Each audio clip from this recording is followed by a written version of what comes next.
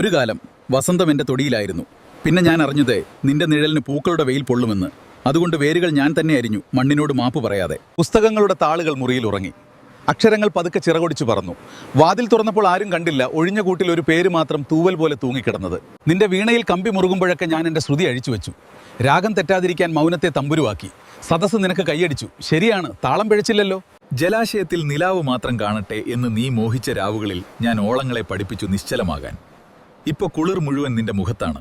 ആഴത്തിൽ എവിടെയോ ഒരു കല്ല് വീഴാതെ തന്നെ മുങ്ങിക്കിടപ്പുണ്ട്. ഒരു യാത്ര പോകാനുണ്ടായിരുന്നു എനിക്ക്, ദൂരെ മലകൾക്കപ്പുറം. എന്റെ പേര് കൊത്തിയ കവാടങ്ങൾ കടന്ന്. പകരം ഞാൻ നിന്റെ മുറ്റത്തെ വിളക്കിലെ തിരി നീട്ടിവെച്ചു. ഇരുട്ടെന്റേതായപ്പോൾ വെളിച്ചം മുഴുവൻ നിന്റെ വഴിക്കായി.